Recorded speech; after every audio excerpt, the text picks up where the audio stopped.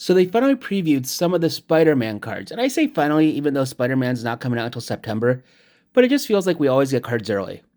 The first thing they went and previewed was this Panorama series. If you remember Lord of the Rings, they had this where it was like a collector box, and you got to go and have this display of a piece of art. Uh, this has Grasping Tentacles, Venom, Deadly Devourer, Green Goblin Nemesis, Doc Ock Evil Inventor, Sensational Spider-Man, and Pumpkin Bomb. Going over them one at a time, Doc Ock Evil Inventor is a 7-mana Dimir commander that's an 8/8, because he's Octopus. At the beginning of combat on your turn, target non-creature artifact you control becomes an 8/8 robot villain artifact creature in addition to its other types.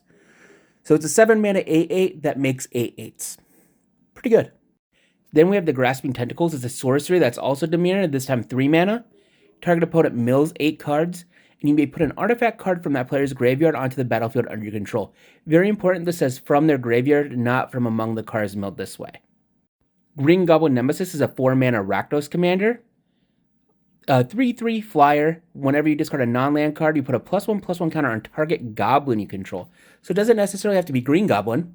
And whenever you discard a land card, you create a tapped treasure token. So you get to go make some treasures, and I love some treasures.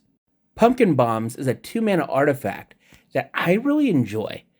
You tap it and discard 2 cards, then draw 3 cards, put a fuse counter on it, and it deals damage to the number of fuse counters to target opponent, and they gain control of the artifact. So it gives card draw, or I should say card advantage, you're only going up 1 card, in exchange for damage, and you get to pass it around the table. Very good group slug card. Venom Deadly Devourer is a 4-mana Golgari commander. He's a 4/4 with Vigilance and Menace, and has the ability for 3 mana, you exile target creature card from a graveyard, and when you do that, you put X +1/+1 counters on target symbiote, where X is the exile card's toughness. Most often it will be on Venom, but anything can be a symbiote if you try hard enough.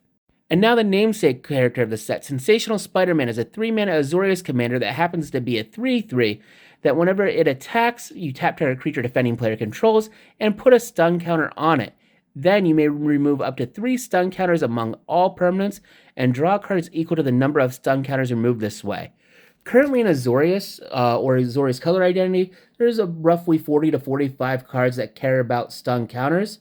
So this is a bit of a rough build around, but with Proliferate and other stuff, you can make it really work for you. And it's control and card draw, 2 of the things I love most. Are you excited for any of these cards?